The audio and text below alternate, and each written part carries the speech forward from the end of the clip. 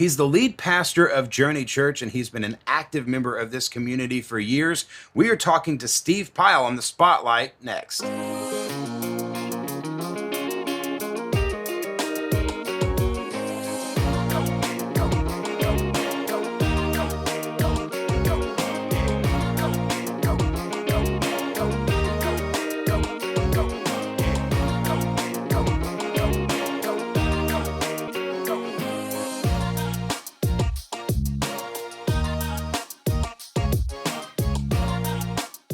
Coming to you from the beautiful Alathus Realty building in downtown Russellville, we welcome you into the Spotlight. Thanks so much for joining us. My name is Drew Brent, and if you're in the market to buy or sell your home, give us a call today. It's 479-968-5668. Cruise on over to russellvilleliving.com. One of our agents is always ready, willing, and able to help you with your real estate needs. Give us a call today, 479-968-5668, or cruise on over to russellvilleliving.com. Our guest today has been one of my closest friends for the last, almost a decade. He's been a community leader. He's been a game changer in the church world. And today we're talking about another game-changing activity. He is Steve Pyle. What's up, Steve?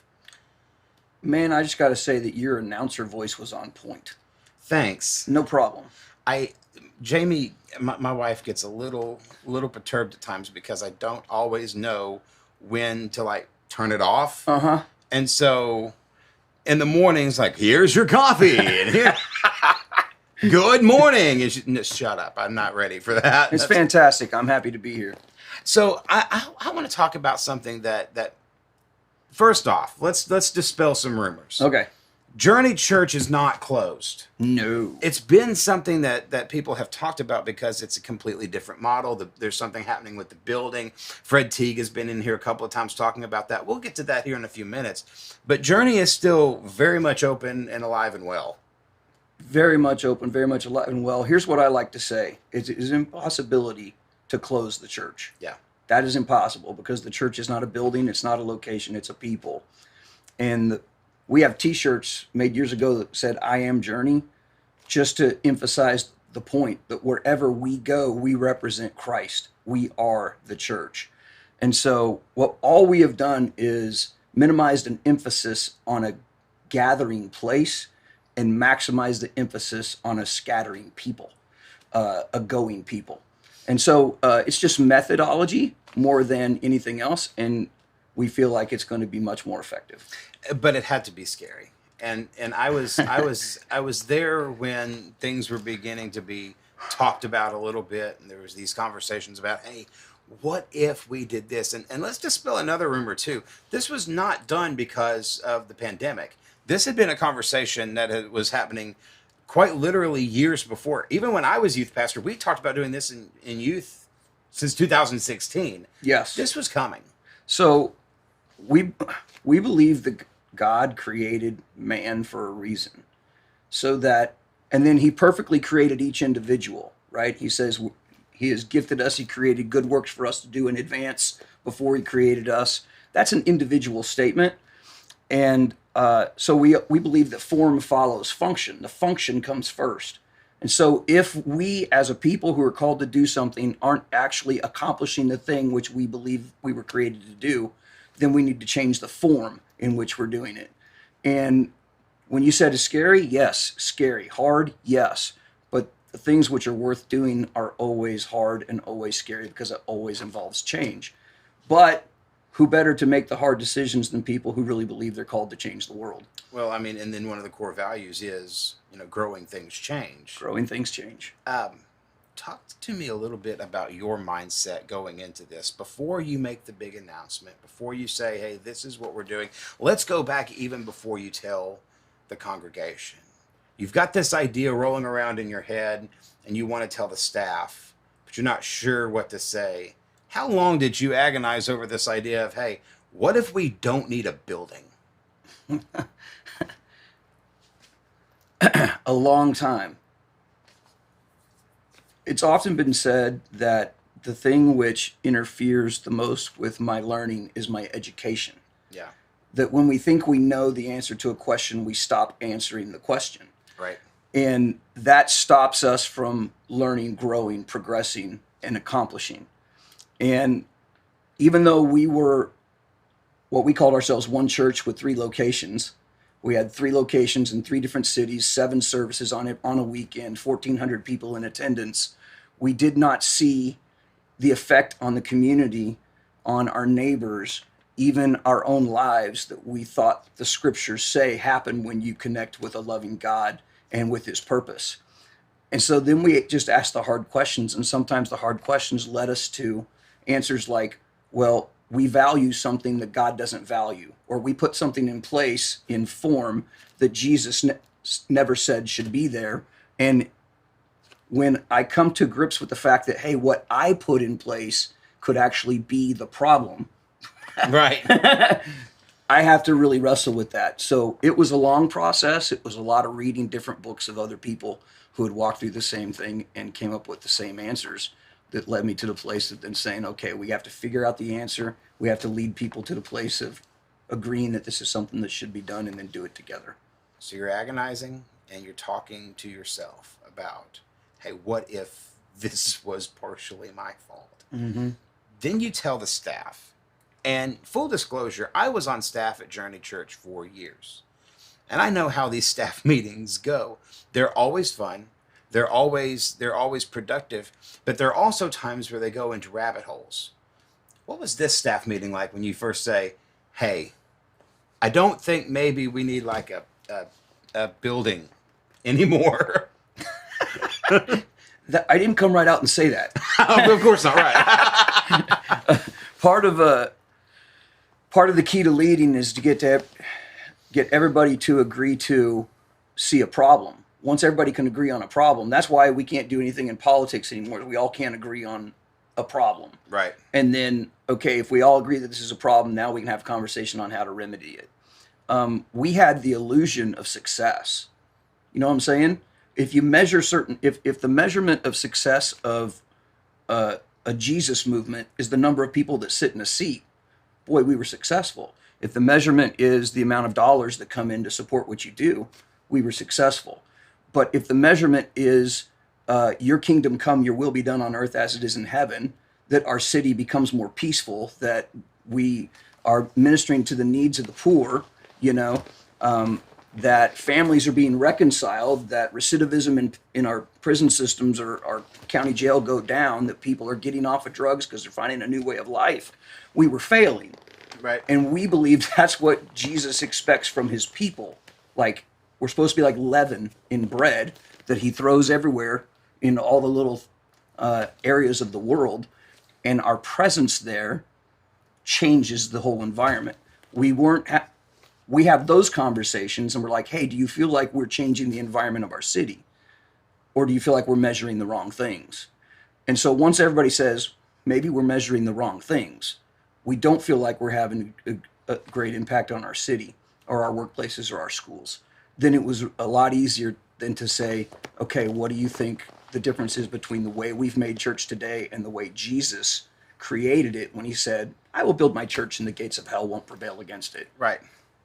There, at the same time that this is happening, in parallel to this, there is a dream brewing in the mind of one Fred Teague, and he's been on this show a couple of times, and he's talked about this before, about bringing in a bunch of nonprofits under one roof, under one building. We all know that this community is very, very giving. Sure. But if you're somebody who's in need, who's looking for something specific, it actually can be very frustrating because you don't know, okay, well, you can go to this place, you can go to this place, you can go to this place. So Fred Teague's got this dream of, hey, let's put everything in one spot, and you're talking about, hey, maybe we should take this thing on the road. Very strange how that was happening. What's that first initial conversation like with Fred? So the interesting thing about Fred is that Fred is not only the director of the Rust Bus, the visionary of the Rust Bus, but Fred has been an elder and is an elder at the Journey and has been for years. So Fred's heart for the poor and for the homeless spurs from his heart for Jesus and Jesus's love for people. Sure. Okay? So Fred and I have been able to have a relationship and conversation which has spurred one another on to love and good deeds for 25 years. So nice how that happens. Yeah, right? Right. It's just serendipitous. There's no There's nothing else. Actually, we understand God orchestrates all things, and he did that too.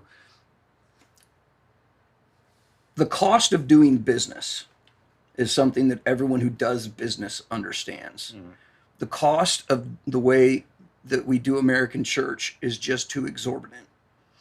And so when I looked back at how Jesus started the church, when I looked at the early church from the first century to the 300s, okay, the third century, it exploded in growth and they didn't have buildings. Exploded in growth and they didn't have buildings. Around the time of Constantine, they institute temples again. And the explosion in the rapid influence of Christ followers on the world began to diminish. And so we started having the conversation, what would it look like if we didn't have to make a building payment? That was the initial thing. What could we do in our community to help people, to show them the love of God in practical ways if we didn't have to make a building payment? I call that getting away from the temple model. I believe Jesus did away with the temple model and the priesthood model. That's a whole nother 2 or 3 shows we can do later. I'm happy to come back. But you're already booking yourself again. Yeah. It makes my job so much easier, y'all. Yeah. You're welcome. So he's involved in all these conversations. And we actually had someone come to us and say, I think Fred is supposed to take over this building. Because we had been talking about what would happen if there was one place where people could go, because they'd come to us, we'd offer them something, and then they'd need a gas voucher to go someplace else. Also, all these other nonprofits, there's a cost of them doing business. One's over here, one's over there, one's over there, one's over there. Right. And the question is, what would happen if all the nonprofits could come into one building, bring their cost of doing business down significantly, and then pour all that back into meeting the needs of real people in the community?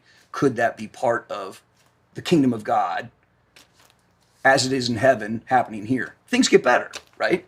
And so once we started that conversation, things just started happening, balls began moving. And so things just kind of happen. They didn't just kind of happen. They did kind of happen because God, I believe, was involved in all of it.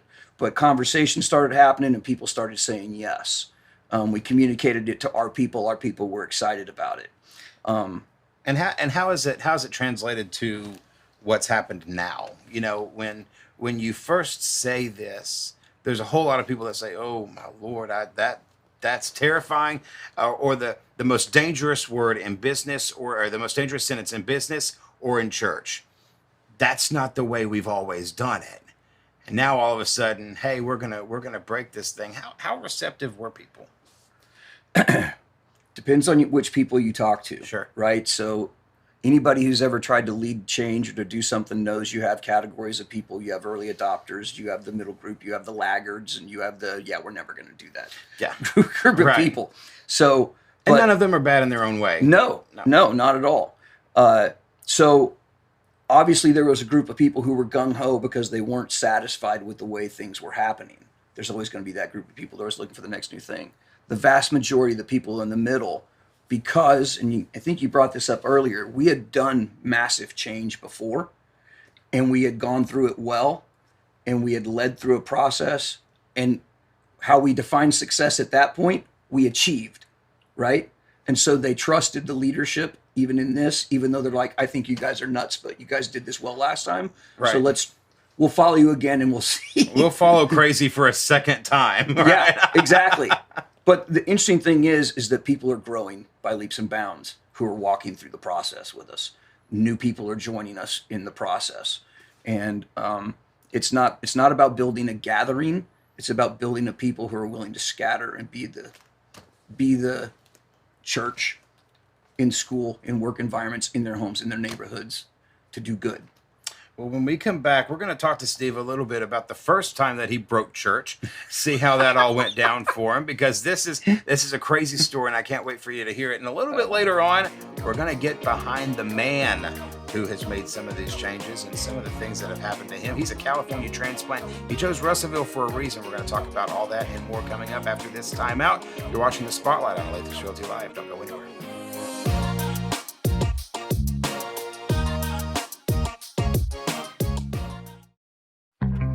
We see you. Your incredible potential and willpower set you apart. you're first to take that leap of faith. First to get to work. First to solve the problem. No burden should be carried alone. We'll be there. Every step, day, challenge. First is your destiny. We get it because first is who we are.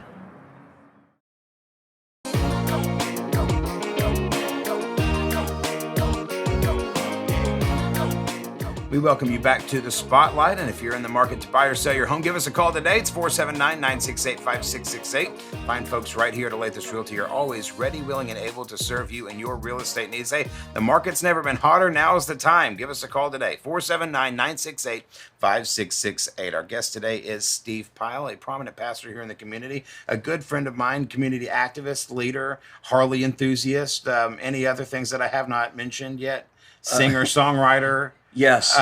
All of it. Keep going. All of those things. Infamous. Infamous. Yeah. You said prominent, but I think the word you meant was infamous. Infamous for a couple of reasons. Let me take you back a few years. Okay. What many people may not know about me was that before I was doing this, several years ago, I was on the evangelical trail, preaching at different churches every Sunday as, a borderline hellfire and brimstone Assembly of God preacher. And there was a conversation that I remember having with one of the other Assembly of God pastors talking about this crazy radical church in Russellville that was hosting rock concerts, and they've added a Saturday night service, and they've probably got snakes in there. Yeah.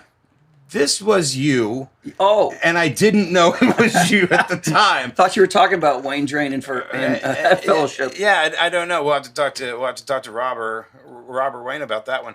And I thought, man, like it sounds fascinating what was happening. But this was a process, like, man, a rock show and snake oil. That sounds cool. Yeah. But that's not what was happening at all. But there was some criticism from the community and the church world. It went from Life Center, it went to Journey. Where did it all really start? So I was youth pastor for 9 years at Life Center with my father as the pastor. And he took our staff to a conference in Cincinnati, Ohio, called the Off the Map Evangelism Conference. And what they did at that conference was they brought 6 people up on the stage and introduced them to us, to thousands of pastors. And they said, these people are people who don't go to church. They don't believe in your God. And we've asked them to come here and tell you why they will never come to your church. And I was blown away that would even happen. But then they would just ask them questions. Hey, what do you think about the church? What do you think about church people? Why would you never go to our churches? And when they said things, I immediately pushed back. They said, churches are full of hypocrites. And I pushed back on that. Not my church, you know what I'm saying? They said churches are boring. I said, not my church. And they said, they're judgmental. And I said, not us, you know? And I was arguing with the people who are looking at the church and how it functions and how we represent our Christ in the world and had rejected it. And so then over the course of a few weeks after that, we just began to ask ourselves hard questions and say, why are we arguing with the people that Jesus called us to reach? Why are we arguing with them? Why don't we ask them, what would it look like for you to engage in a faith journey? What would the environment look like for you to engage in a faith journey? And as we began asking people that in our own town, in Russellville, we got some answers, and we said, are we willing to do whatever it takes to reach people for Christ? And that answer led us to changing how we did our corporate gatherings, how we approached church. It wasn't just how, though. This was a gut level, just complete change. When you talk about Life Center, we have to go back a little bit to understand the history here. Your father is Larry Pyle. He is. Always has been. True. Since the time I was born. Yeah. He does some chaplain work for the Polk County Sheriff's Office, by the way. He does a great job there. He's been very, very influential in our community for a long time. He was the pastor at Russellville First Assembly. Correct. He was actually the youth pastor and music director back in the 70s. Wow, really? I did not know that. I've seen pictures, and the hair was outstanding. The thing that always struck me, though, was when we're skipping some history here, but when Life Center started, It was at the bowling alley over on 64. Yes. Right? Yes, it was. Then you make some moves, and you eventually wind up to this beautiful facility over where it is now. Uh-huh. But it looked like, and I never got to step foot in the building when it was Life Center. Right. I was a little bit later on. Uh-huh. But I'm told by my wife, my mother-in-law, and Jan Kraut that it looked like every televangelist set you'd ever seen. Sure. The ferns were great, and John Ashcraft was producing television in there. I mean, and it just looked like early 1990s televangelism. Yeah. So then you get some feedback from the community, and you say, no, we've got to change everything. Let's destroy everything we have in here and paint it all black. Okay, so in our area of America, people typically aren't unchurched. Like they don't have it's not like they've never had an experience with church. They had experience with the church and they rejected it. Okay? Maybe because people were hypocritical or judgmental within that place. I know we probably all have been. That was my conclusion. Okay, I get it. We probably are that. Maybe it was because it was boring. Maybe they were hurt by some authoritarian leader. You understand what I'm saying? And we just understood this and said, okay, we want to remove any impediment that would keep trigger somebody who walks back into a situation that feels like the one that hurt them or that they left or rejected. And so, yeah, we did. We turned it into what we called a third place, which was terminology back in the 90s, which is your first place is your private life, your home, right? Your second place is your work, or it's your public life, your work, productive life, your work or your school, where you're going to spend the second amount of time. The third place is the place you go to meet with friends, to enjoy. We wanted to turn it into a third place. It was just a comfortable place to be. But the motive of us doing that was to lead people into a journey, right? A faith journey, to discover faith, pursue faith at their own pace, free from the trappings of religion. That's what we said. So yeah, so we ripped up all the carpet and we stained concrete. Yeah, we painted all the oak black, which was a big thing. Like, people were ticked about that. We painted oak black. I remember, excuse me, Jan Kraut, the wife of the late Leonard Kraut, who we missed terribly. He was Leonard. Polk County coroner, influential in this community forever. I remember Jan Kraut telling a story about going home and sobbing over painting the oak black. My mom and dad did too. Like, that was a huge deal.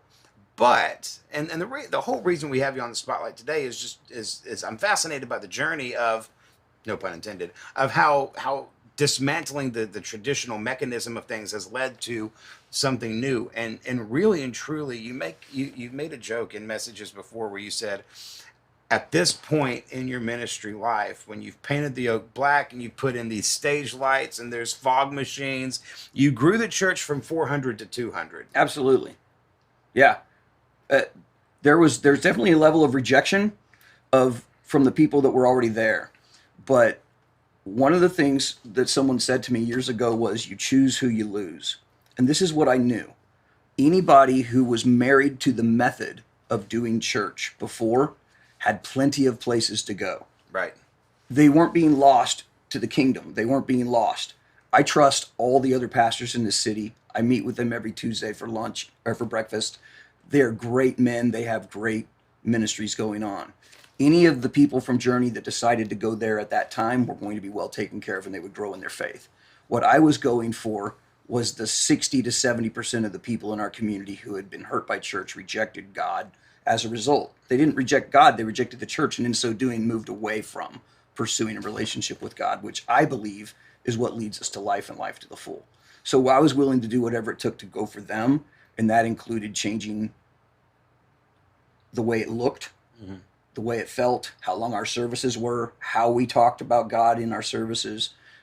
So you're right, it was a complete whoop, but our core beliefs didn't change. You understand what I'm saying? Sure. Our core teachings didn't change. The methodology changed, and that was it didn't meet the palate of people who loved the way the steak had been cooked before.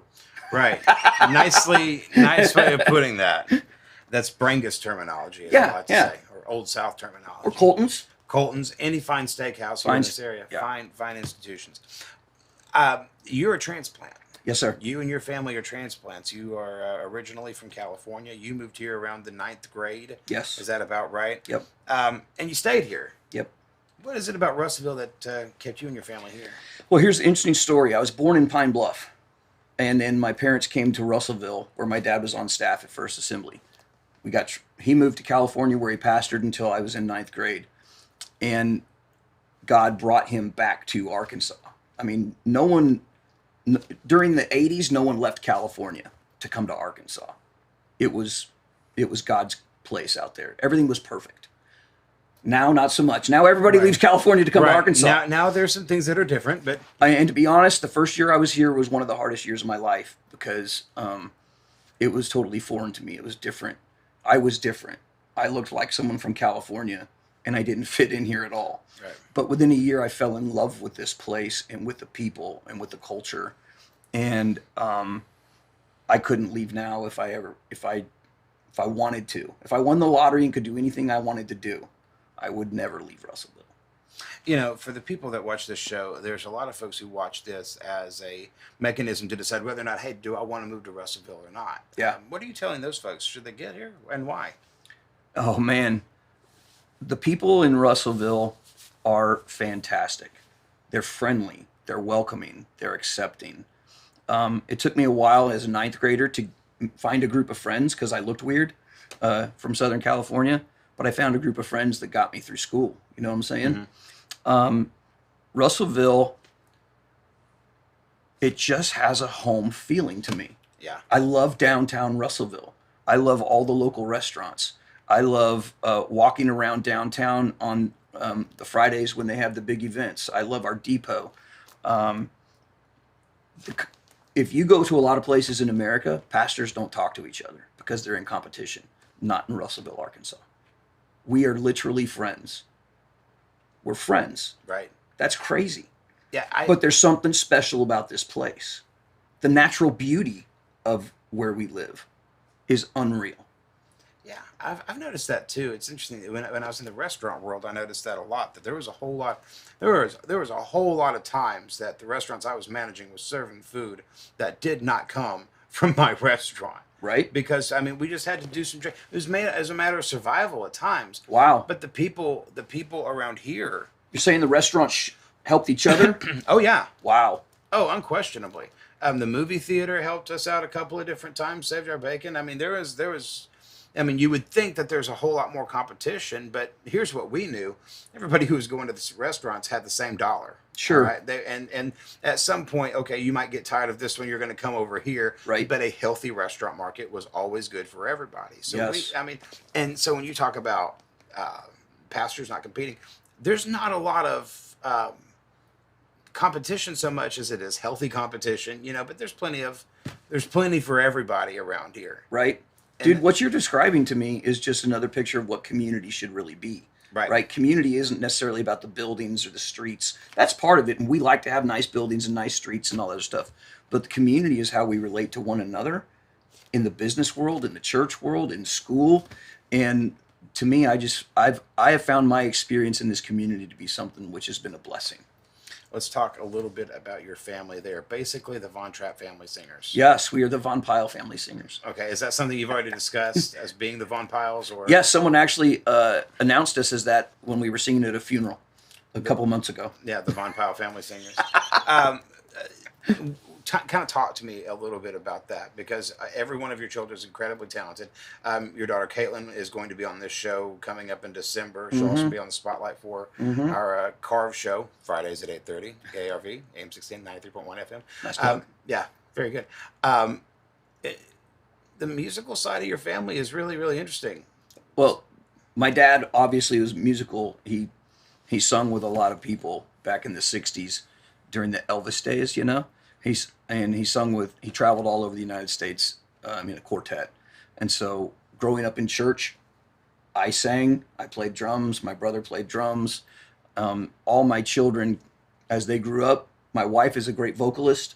So I led worship, my wife led worship, my kids, as they started leading worship in children's church. Yep. Then they sang in the choir at school, and they did theater, and they led worship in youth at church. they led worship in big church. That's what we Big called church, yeah. And my daughters are still leading worship on a regular basis, but they're also, Caitlin is a songwriter, coming up with her own album. We feel like God's given us a gift, and if he's given you a gift, you should use it to help Sure. others, to minister to others, to bless others. And so we sing anytime we can get a chance. They don't let me sing hardly anymore, though, Drew. I'd love the opportunity to sing at some point. Can you put in a word for me somewhere? I don't know who to put the word into. Because I'm the boss? Well, I would feel like maybe you could change that. I don't want to push it. Well, that's been a thing for like a while. I remember having those conversations back in the day. I'll put in a word. We'll get you booked at the depot. Appreciate it. Thank you. I don't know if they're going to promote it. Yeah. But I know that you'll have the. If it's just me and you there, bro. Well, I'll be rocking out, buddy. Thank you. I'll be ready to rock and roll. We've got a few minutes left. We've talked about all of the changes that the journey has gone through, that you have gone through personally, and in this transition of what really looks like church in home, these mass or the smattering of gatherings across the community. What have you seen that maybe you didn't expect to see? Okay, just so everybody knows, currently we meet 3 times a month in homes. Mm-hmm. 1 time a month we come together for what we call Journey Together. All of our groups, people in groups, come together, which is actually this Sunday at 10 o'clock if anybody wants to come. Well, when this airs, it's not, but that's okay. Okay. So it just It's the happened to 4th come- week of every Right. month. How's that? 4th week of every month. So here's what has happened. When in the traditional church model, we all sit in one room and we look at the back of someone's head and we look at someone on the stage talking to us. There's very little interaction. It is a information model. Someone communicates information to you, you receive the information, and you say, that was a good message, right? And whether it's ever applied, no one ever knows. In the model that we have now, there is 100% interaction. We have people who have never one time said anything to anyone. They come to church, they listen, they leave. They come to church, they listen, they leave. Are now literally in relationships with people. And they talk about the Word of God together. And then they talk about how should we change? What should change as a result of us knowing this about God, about ourselves, about what he wants to accomplish in the world. And then we hold each other accountable. So just the fact that people are opening up in relationship with one another is truly part of discipleship. As iron sharpens iron, so one man sharpens another. How can we sharpen one another if we don't get close enough to touch, right? So we're creating opportunities for people to touch, to engage. People are opening up, they're talking, they're engaging. People who weren't in church before find it real easy to come meet at someone's house who's their neighbor. They're engaging. After a month or two, they're talking. After another month, they're asking for prayer. You see what I'm saying? Sure. Like this stuff, there's stuff that's happening. It's tangible. We can see it week to week. And all we have had to do is look for things that are different that we couldn't measure before, and we measure that now. And we see that God's really doing some cool stuff there. You got to come back and do this again. This was fun. Cool. I'd love to. All right. Pastor of the Journey, Steve Pyle. Thanks, Drew. Thanks, my friend, and thank you, folks, for joining us here on The Spotlight, as always, presented by Alathus Realty. If you're in the market to buy or sell your home, give us a call today. It's 479-968-5668, or cruise on over to russellvilleliving.com. Don't forget, KARV, The Spotlight, airs every Friday morning, AM 610 and 93.1 FM at 8:30. Always, of course, the lead-in to Dial a Trade, so big time slot. Don't miss it. Friday mornings at 8:30. We've got another great spotlight coming up for you tomorrow. Don't miss it. For now, I'm Drew Brent. We'll see you right back here tomorrow.